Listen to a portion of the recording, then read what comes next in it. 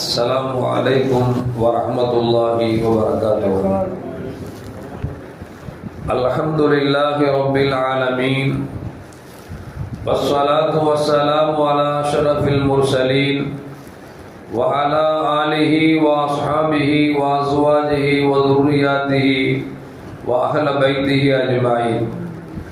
சங்கைக்கும் மேன்மைக்கும் உரிய பெரியோர்களே, சகோதரர்களே, எல்லாம் வல்ல அல்லாஹ் ஜல்ல ஜலாலுஹு நாம் செய்யக்கூடிய எல்லா நற்காரியங்களையும் முகஸ்துதியின்றி இஹ்லாஸான முறையில் இறைவனுக்காக மட்டுமே செய்யப்பட்ட நல்வணக்கங்களில் நம் வணக்கங்களை அல்லாஹ் அங்கீகரித்துக் கொள்வானாக.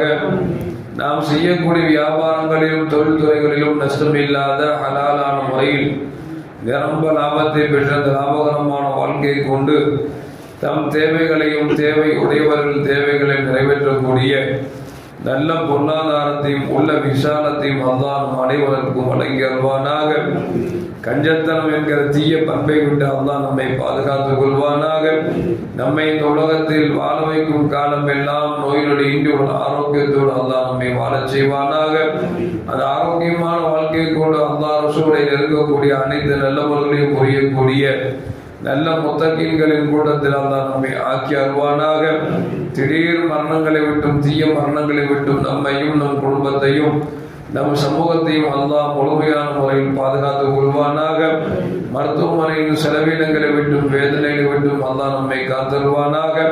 நம்மில் யாரெல்லாம் நோயால் பாதிக்கப்பட்டு வீடே கதி என்றும் ஆஸ்பத்திரியை கதி என்றும் அல்லல் பட்டும் அவதியுற்றும் இருக்கிறார்களோ அத்தனை மக்களுக்கும் வெகு விரைவில் நோயை போக்கி உடல் ஆரோக்கியத்தை வழங்குவதோடு அவர்களை கூட அவர் குடும்பத்திற்கும் சமூகத்திற்கும் பலன் தரக்கூடிய மக்களாக ஆக்கி அருள்வானாக.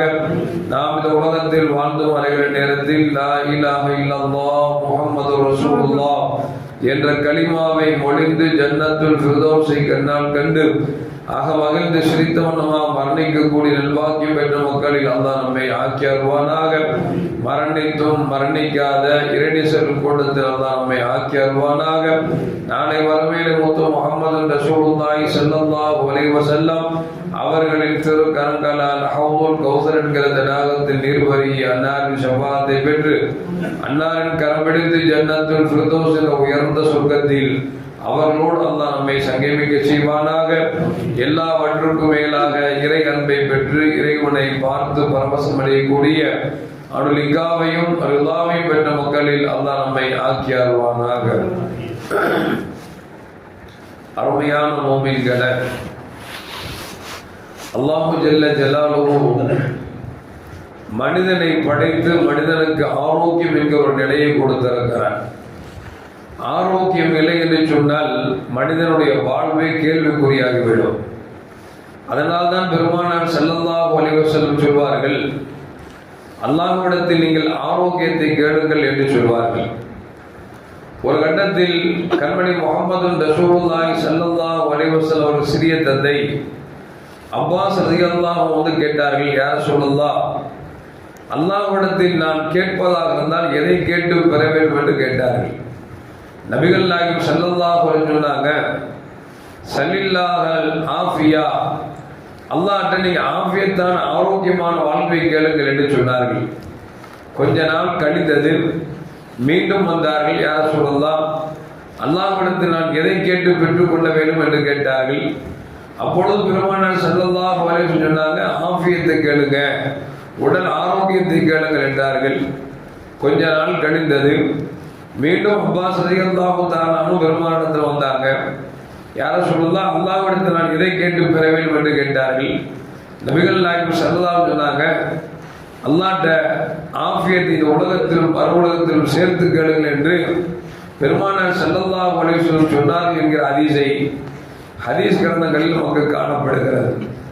எதற்கு சொல்லுகிறோம் என்று சொன்னால், தன்னுடைய சிறிய தந்தை அல்லாஹ்ட்ட என்னத்தை கேட்டு பெறணும் அப்படின்னு ஆர்வத்தோட 3 தடவை கேட்கிற பொழுதும் பெருமானார் ஸல்லல்லாஹு அலைஹி வஸல்லம் ஆரோக்கியத்தை கேளுங்கள், ஆரோக்கியத்தை கேளுங்கள் என்று சொல்கிறார்கள் என்று சொன்னால், ஆரோக்கியம் போன்று ஒரு அற்புதமான ஒரு நியமத் உலகத்தில் வேறு எதுவும் இல்லை.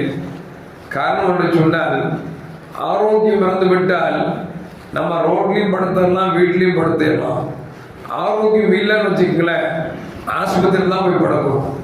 ஆஸ்பத்திரியில் படுக்கிறது மட்டுமா, எவ்வளவு வேதனைகள், எவ்வளவு சிரமங்கள். நமக்கும் சிரமம், நம்மோடு இருப்பவர்களுக்கும் சிரமம், நம்முடைய பொருளாதார சீரழிவு, இப்படி எவ்வளவு எவ்வளவு நமக்கு வேதனை நமக்கு கிடைக்கிறது என்பதை ஆரோக்கியமற்றவர்கிட்ட போய் நமக்கு கேட்டால் தெரியும். ஆரோக்கியம் இருக்கிறவங்களுக்கு ஆரோக்கியத்தில் மகிமை தெரியறது இல்லை. எப்போ தெரியும் அப்படின்னா, ஒரு கடுமையான ஒரு வயிற்று வலி வந்துருச்சு அல்ல கடுமையான ஒரு தலைவலி வந்துருச்சு அப்படின்னா அந்த வயிற்று வலிக்காரர் சொல்லுவார், எனக்கு வந்த வயிற்று வலி யாருக்குமே வரக்கூடாதுங்க அப்படின்பார். ஒரு ஆளுக்கு தலைவலி வந்துச்சு அப்படின்னா, எனக்கு வந்த தலைவலி யாருக்குமே வரக்கூடாதுப்பார். இன்னும் சில பேர் சொல்லுவாங்க, கொஞ்சம் அதிகபட்சமா எதிரிக்கு கூட நோய் வந்துடக்கூடாது அப்படின்பா. என்ன காரணம்? அவர் வந்த புரதம் தெரியுது, நோயினா என்ன, ஆரோக்கியம்னா என்னன்னு தெரியுது. இப்போ ஆரோக்கியம் இருக்கிற வரைக்கும் அதை பற்றி கேர் பண்ணுறதே இல்லை, அதை பற்றி யோசிக்கிறதும் இல்லை, அல்லாவுக்கு நன்றி செலுத்துறதும் இல்லை. இப்போ ஆரோக்கியம் என்னைக்கு கெட்டு போதோ அப்போதான் நமக்கு தெரியுது ஆரோக்கியம் இப்படி முக்கியமானதா அப்படி நமக்கு கிடைச்சது தெரிய வருகிறது.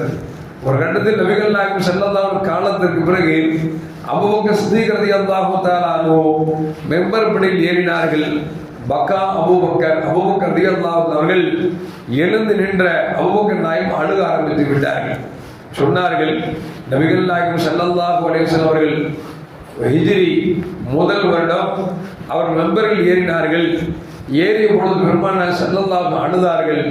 அழுதுவிட்டு சொன்னார்கள், மனிதனுக்கு ஈமான் கிடைத்ததற்கு பிறகு ஒரு நியமத்து கிடைக்க வேண்டும் என்று சொன்னால் அது ஆஃபியத் என்று பெருமானார் ஸல்லல்லாஹு அலைஹி வஸல்லம் சொன்னார்கள் என்கிற செய்தியை சொல்லிவிட்டு அபூபக்கர் சித்தீக் ரலியல்லாஹு அவர்கள் அழுக ஆரம்பித்து விட்டார் என்று வரலாற்றிலே பதிவு செய்யப்படுகிறது. எதற்கு சொல்லுவார் என்று சொன்னால், ஒரு மனுஷனுக்கு கிடைக்க வேண்டிய மிகப்பெரிய கிஃப்ட் அப்படின்னு சொன்னா இந்த ஈமான் என்கிற கிஃப்ட் இருக்குதே. நம்ம எல்லாம் கஷ்டப்படாமல் சிரமப்படாமல், நம் தந்தை முஸ்லீம், நாம் தந்தையா நாம் முஸ்லீமாக இருக்கிறோம், நாம் முஸ்லீம் பெற்றெடுத்த பிள்ளைகள் முஸ்லீமாக இருக்கிறார்கள். அப்படி அல்லாஹ் மனிதனுக்கு கொடுத்த மிகப்பெரிய கிஃப்ட்ல ஒண்ணு என்னன்னா, நமக்கு கிடைத்த ஈமான் என்கிற பரிசு.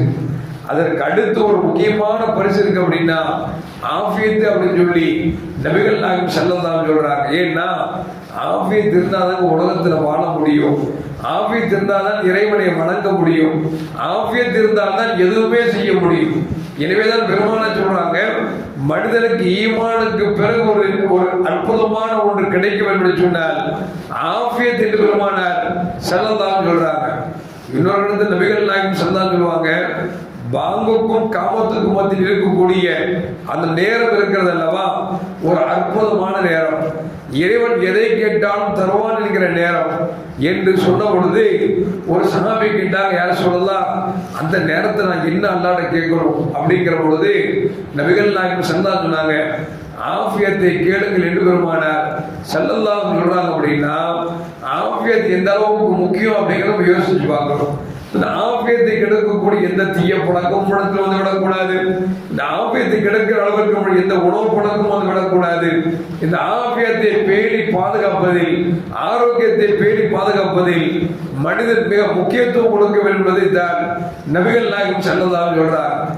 ஒன்றில் நமக்கு ஆரோக்கியம் எந்த அளவுக்கு அதுக்கு நமக்கு ஒரு கிஃப்டா கிடைச்சிருக்கு அப்படின்னு தெரியணும் அப்படின்னா ஜிஹெச் ஆஸ்பத்திரி அது பெரிய பெரிய ஆஸ்பத்திரிக்கு போய் பார்த்தோம்னா ஒவ்வொரு ஆட்கள் படுகிற பாடு இருக்கிறதே, அவர்கள் படுகிற சிரமங்கள் இருக்கிறதே, அல்லாஹ் அக்பர் சொல்லி மாற முடியாத வேதனைக்கும் சிரமங்களுக்கும் ஆளாகி ஆஸ்பத்திரியில் கிடக்கிறவனை பார்த்தாதான் அல்லாஹ் இவனை விட நமக்கு அல்லாஹ் எவ்வளவு ஆபத்து செஞ்சிருக்கிறான், நம்ம தொழுகணும், அல்லாஹ்வுக்கு நன்றி செலுத்தணும் அப்படிங்கிற எண்ணம் வரும் என்பதை நாம் அது விளக்க முடியாது. எனவே அருமையான மக்களை, நம்ம அல்லாஹ்ட்ட நம்ம துஆ செய்கிற பொழுது ஆஃபியத்தை கேட்கிறோம். ரசூலுல்லாஹ் ஒரு தோழர் வந்தாரு, யார் சொல்லதான் அல்லாஹ் நான் எதை கேட்கணும் அப்படின்னு நபிகள் நாயகம் ஸல்லல்லாஹு சொன்னாங்க, அல்லாஹ் மக்ஃபிர்லி வர்ஹம்னி வஆஃபினி வர்ஸுக்னி வஹ்தினி என்று சொல்லி நீங்கள் கேளுங்கள் என்று பெருமானார் ஸல்லல்லாஹு சொன்னாங்க. ஸல்லல்லாஹு சொல்லும்போது விரலம் மடக்கிறார், அல்லாஹ் மர்ஹம்னி வஆஃபினி வஹ்தினி வர்ஸுக்னி என்று சொல்லி அந்த தோழர் கையை மடக்கிக் கொண்டே வருகிறார். எதற்கு சொல்லுவார் என்று சொன்னால், பெருமானார் ஸல்லல்லாஹு சில துஆக்களை கற்றுத் தந்திருக்கிறார்கள். அந்த துஆக்களில் மிக மிக முக்கியமானது ஆரோக்கியத்தை கேளுங்கள் என்கிற அந்த துஆ தான் மிக சாலச்சிறந்தது என்பதை நபிகள் நாயகம் ஸல்லல்லாஹு அலைஹி சொல்லித் தருகிறார்கள். எல்லாம் வல்ல அல்லாஹ் ஜல்ல ஜலாலுஹு வாழும் காலமெல்லாம் ஒரு ஆரோக்கியத்தோடு வாழச் செய்து அந்த ஆரோக்கியத்திற்கு நன்றி செலுத்தக்கூடிய மக்களாக அல்லாஹ் நம்மை ஆக்கி அருள்வானாக. அஸ்ஸலாமு அலைக்கும் வரஹ்மத்துல்லாஹி வபரகாத்துஹு. ஸல்லல்லாஹு அலா முஹம்மத் ஸல்லல்லாஹு அலைஹி வஸல்லம். ஸல்லல்லாஹு அலா முஹம்மத் ஸல்லல்லாஹு அலைஹி வஸல்லம். ஸல்லல்லாஹு